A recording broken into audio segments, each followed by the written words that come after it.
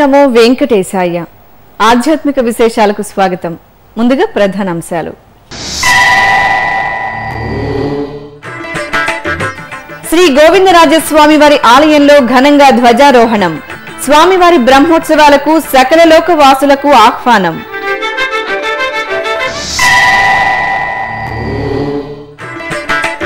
తిరుమల కనుమ మార్గాల్లో వాహనాల వేగానికి కళ్లెం. సురక్షిత ప్రయాణమే లక్ష్యంగా టీటీడీ ప్రణాళిక.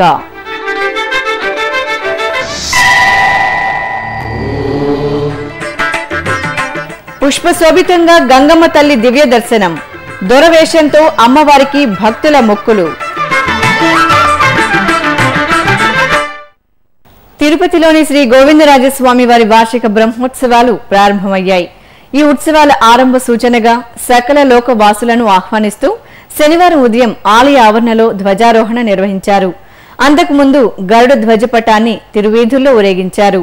సుముహూర్త సమయంలో ఆగమోక్తంగా వేద మంత్రాలు, మంగళ వాయిద్యాలు మిన్నంటుతుండగా గరుడ ధ్వజాన్ని ధ్వజస్తంభంపై అధిరోహింపజేశారు. తిరుపతిలో నవాహ్నికంగా జరిగే గోవిందరాజస్వామి వారి బ్రహ్మోత్సవాలకు ఆరంభ సూచనగా శనివారం ఉదయం ధ్వజారోహణం అత్యంత వైభవంగా జరిగింది. ఈ బ్రహ్మోత్సవాలు ఈ నెల 22వ తేదీ వరకు జరగనున్నాయి. ధ్వజారోహణంలో భాగంగా శనివారం తెల్లవారుజామున గరుత్మంతుని చిత్రపటాన్ని విశ్వక్సేన, అనంత, గరుత్మంత, చక్రతాళ్వార్లు వెంటరాగా గోవిందరాజస్వామి ఉభయ నాంచారులతో మాడవీధులలో ఊరేగారు.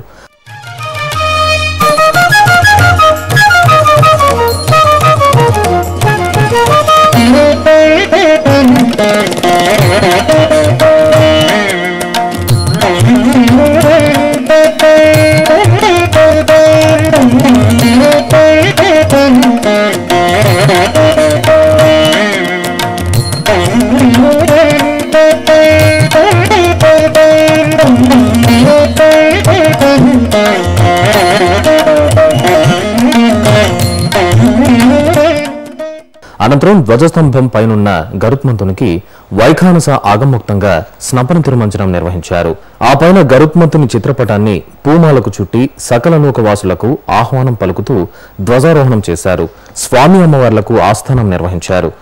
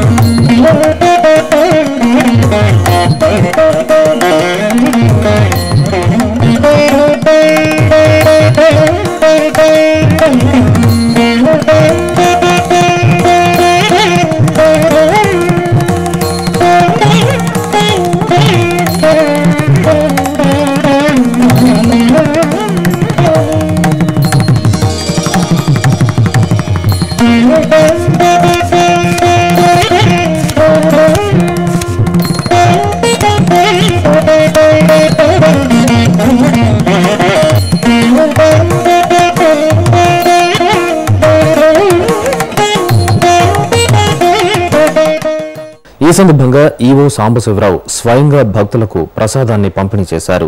ఈ కార్యక్రమంలో టీటీడీ ఈవో డాక్టర్ సాంబశివరావు దంపతులు, జేఈఓ శ్రీ పోలా భాస్కర్, టీటీడీ జీఎంగార్లు తదితరులు పాల్గొన్నారు.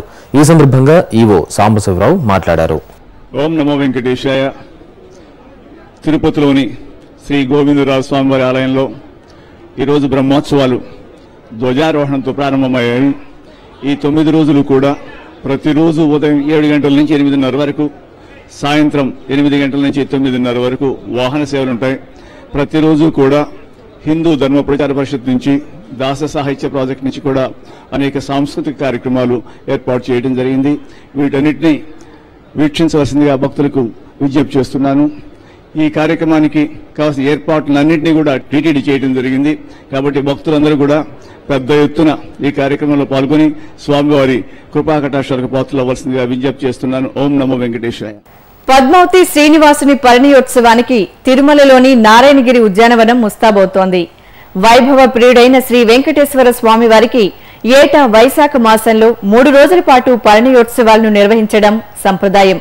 ఈ నేపథ్యంలో ఈ నెల 15వ తేదీ నుంచి 17వ తేదీ వరకు జరిగే పద్మావతి శ్రీనివాసుల పరిణయోత్సవానికి ఏర్పాట్లు ముమ్మరంగా సాగుతున్నాయి. నారాయణగిరి ఉద్యానవనమంతా పరిణయోత్సవ ఏర్పాట్లతో సందడిగా మారింది.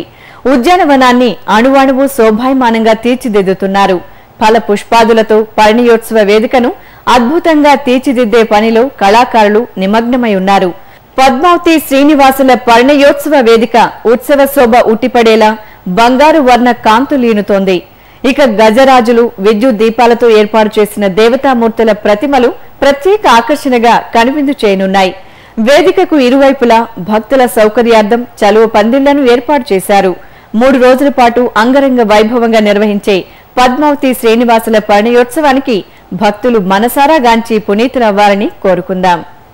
తిరుమల కనుమ మార్గాల్లో వాహనాల వేగ నియంత్రణపై టీటీడీ దృష్టి సారించింది. కనుమ మార్గంలో భక్తుల సురక్షిత ప్రయాణానికి వీలుగా వాహన రాకపోకలకు సమయాన్ని నిర్దేశించింది. అలాగే మలుపుల వద్ద స్పీడ్ బ్రేకర్లను ఏర్పాటు చేయడంతో పాటు టీటీడీ నిఘా భద్రతా సిబ్బందిని ప్రత్యేకంగా ఏర్పాటు చేశారు.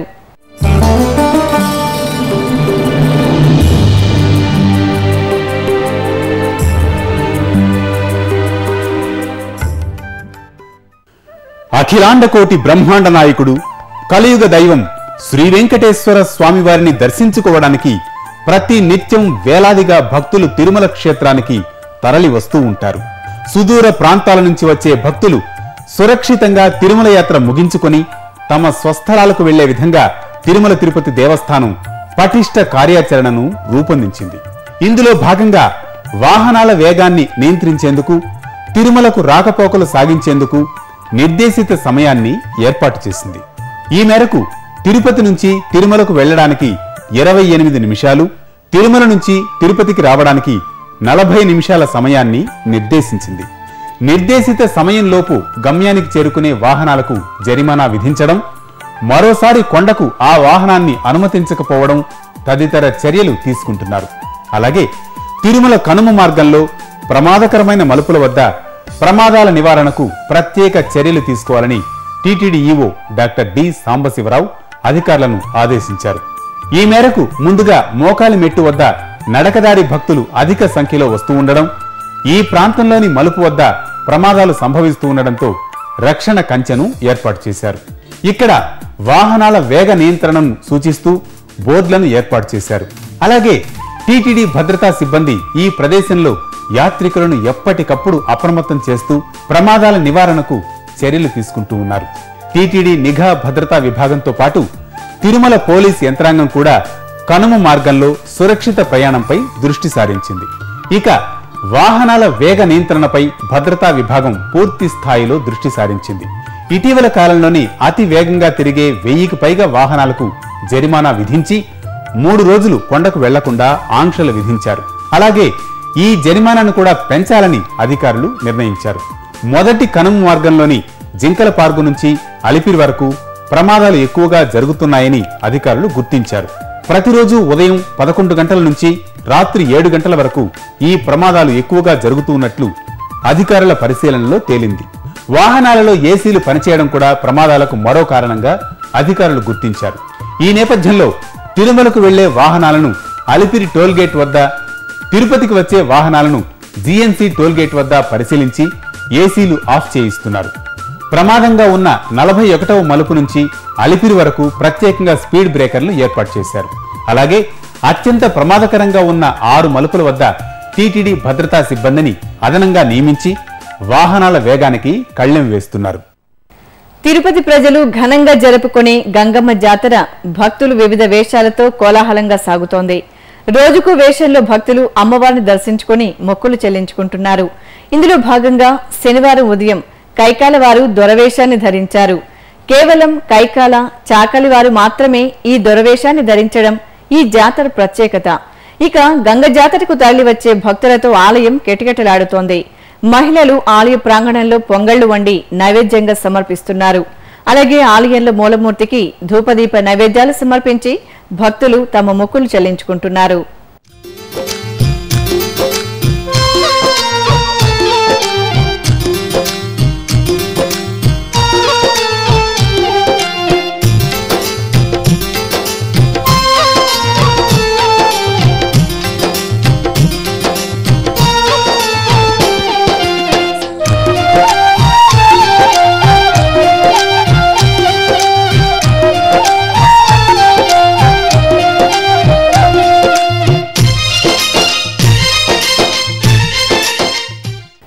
ఇప్పుడు ఒక చిన్న విరామం. శ్రీ వెంకటేశ్వర వేద పరిరక్షణ ట్రస్ట్ హైందవ సనాతన ధర్మానికి మూలం వేదం. వేదం మన జీవన నాదం. శ్రీవారి ఆశీస్సులతో తిరుమల తిరుపతి దేవస్థానములు శ్రీ వెంకటేశ్వర వేద పరిరక్షణ ట్రస్టును ఏర్పాటు చేసి వేద పరిరక్షణకు కృషి చేస్తోంది. మన వైదిక సంప్రదాయాన్ని పరిరక్షించి పరివ్యాప్తి చేసే సంకల్పంతో ఏర్పాటు చేసిన ఈ శ్రీ వెంకటేశ్వర వేద పరిరక్షణ ట్రస్టులో భాగస్వాములయ్యే అవకాశాన్ని పొందండి. శ్రీవారి అనుగ్రహాన్ని పొందండి. మరిన్ని వివరాలకు 0877227777 లేదా ఆన్లైన్లో టీటీడీ వెబ్సైట్ ను చూడండి www.tirumala.org. ఓం నమో వెంకటేశాయ. ఆధ్యాత్మిక విశేషాలకు తిరిగి స్వాగతం. ఆ పండుగ 20 ఏళ్లకోసారి వస్తుంది. అందుకే భక్తజనం పోటెత్తుతారు. తమ ఇష్ట దైవానికి పూజలు జరిపేందుకు భక్తి శ్రద్ధలతో బారులు తీరుతారు. శ్రీకాకుళం జిల్లా అరసవెల్లిలో సిరితల్లి జాతరను 20 ఏళ్లకు ఒకసారి జరుపుతారు. ఈ మేరకు ఉత్సవాలు ఘనంగా ప్రారంభమయ్యాయి. ఇందులో భాగంగా సిరిమానోత్సవాన్ని నిర్వహించేందుకు చింత చెట్టుకు పూజలు జరిపారు. సిరిమానును తయారు చేయడానికి ఏర్పాట్లు చేశారు. ఇందుకోసం మహిళలు కలశాలతో ఊరేగింపుగా పరిసర ప్రాంతాల నుంచి భక్తులు అధిక సంఖ్యలో తరలివచ్చి ఈ పూజల్లో పాల్గొన్నారు. ప్రసిద్ధ సింహాచలం శ్రీ వరాహలక్ష్మి నృసింహస్వామి వారి ఆలయంలో వైశాఖ పున్నమి ఉత్సవానికి ఏర్పాట్లు ఘనంగా జరుగుతున్నాయి. ఈ నెల 21వ తేదీన వైశాఖ పున్నమి సందర్భంగా స్వామివారికి 3 మణుగుల చందనాన్ని సమర్పిస్తారు. ఇందుకోసం ఆలయంలో చందనం అరగదీత కార్యక్రమం ప్రారంభమైంది. చందనం చెక్కలకు స్వామివారి పాదాల వద్ద ప్రత్యేక పూజలు జరిపారు. ఆపై ఆలయ ప్రాంగణంలో చందనం అరగదీతను ప్రారంభిస్తారు. గుంటూరులోని శ్రీ శృంగేరి విరూపాక్ష పీఠంలో 1,00,000 మల్లెల పూజలను శాస్త్రోక్తంగా నిర్వహించారు. ముందుగా శ్రీచక్రార్చనను మంత్రయుక్తంగా జరిపారు. అనంతరం అమ్మవారికి సహస్ర నామార్చనలతో అర్చన జరిపారు. తెల్లని మల్లెల మధ్య అమ్మవారు దేదీప్యమానంగా దర్శనమిచ్చారు. మహిళా భక్తులు అమ్మవారి అర్చనలో పాల్గొని తరించారు.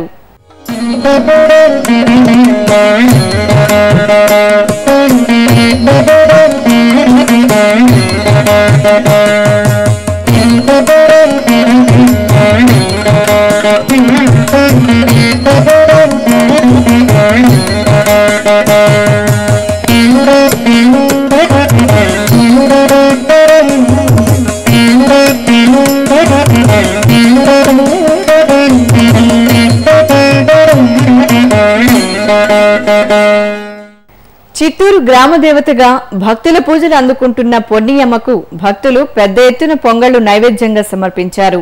ఇందులో భాగంగా ఆలయంలోని మూలమూర్తికి నయన మనోహరంగా అభిషేకాన్ని నిర్వహించారు. ఆపై కుంకుమార్చనలు జరిపి విశేష హారతులు సమర్పించారు. అమ్మవారిని అందంగా అలంకరించారు. భక్తులు అమ్మవారిని దర్శించుకుని తరించారు. అనంతరం ఉత్సవమూర్తులను వేంచేపు చేశాక ఆలయ ప్రాంగణంలో భక్తులు పొంగళ్లు నైవేద్యంగా సమర్పించారు. అలాగే అమ్మవారికి పసుపు, కుంకుమ, గాజులు అందించి తమ మొక్కులు తీర్చుకున్నారు.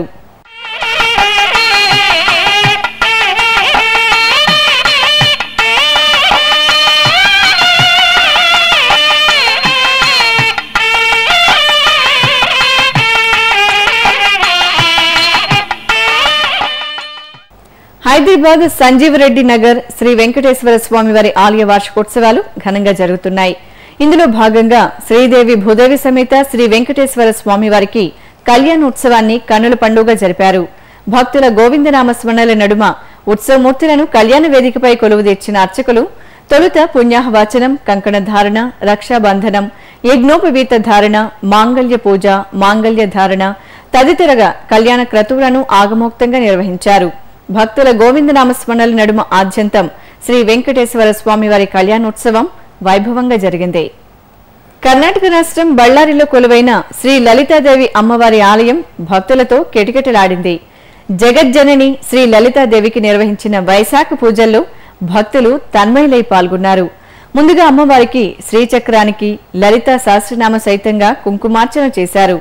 ఆ తరువాత వేద పండితుల వేద మంత్రోచ్చారణల మధ్యన అమ్మవారికి పూలంగి సేవ జరిపి ధూపదీప నైవేద్యాలు సమర్పించారు. ఆపై ఆలయంలో నెలవైన విఘ్న రాజాధిపతి శ్రీ వినాయక స్వామి వారికి విశేష పూజలు జరిపారు. ఇప్పుడు ఒక చిన్న విరామం.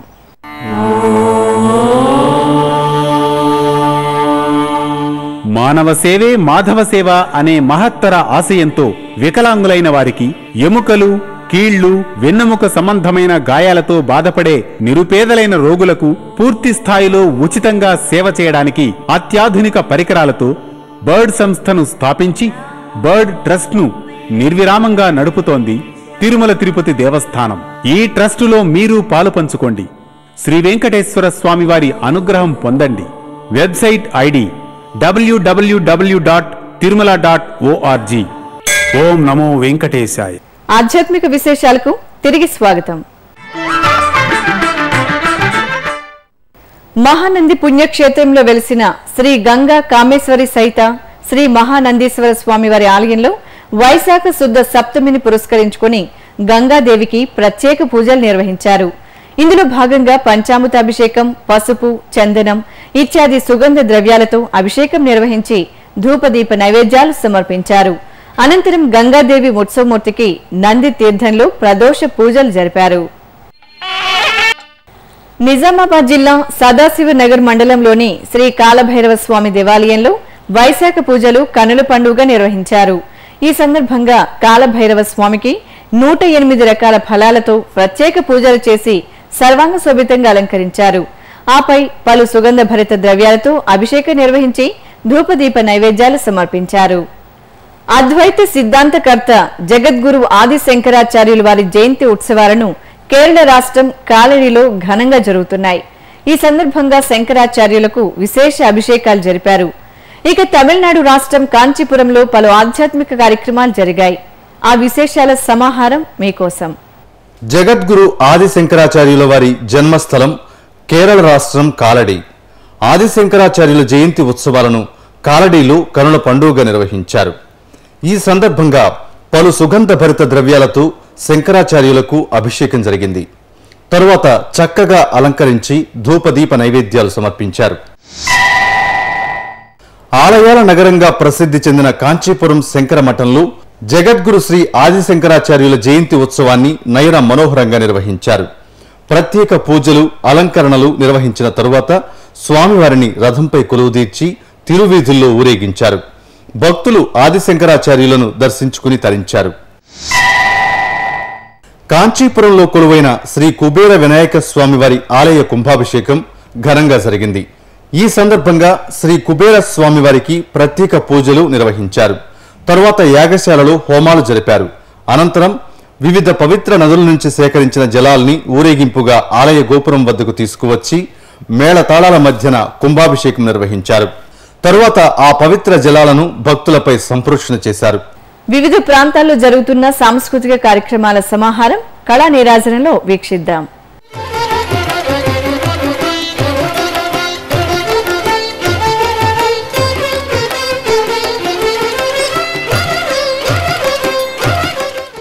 ప్రకాశం జిల్లాలో సద్గురు శ్రీ త్యాగరాజస్వామి వారి పూర్వీకులు నిర్వహించిన కాకర్లలో త్యాగరాజస్వామి వారి 249వ జయంతి మహోత్సవం కన్నుల పండుగ జరిగింది. శ్రీ వెంకటేశ్వర సంగీత నృత్య కళాశాల ఆధ్వర్యంలో జరిగిన ఈ జయంతి మహోత్సవంలో భాగంగా ఏర్పాటు చేసిన వాగ్గేయకార వైభవం ఘనంగా జరిగింది. ఇందులో భాగంగా ముందుగా నిర్వాహకులు నాదస్వరం, డోలు వాద్యంతో కార్యక్రమాన్ని ప్రారంభించారు. అనంతరం రాష్ట్రంలో పేరు ప్రఖ్యాతులు గడించిన పలువురు సంగీత విద్వాంసులు ఆలపించిన త్యాగరాయ కృతులు ఆహుతులను విశేషంగా అలరించాయి.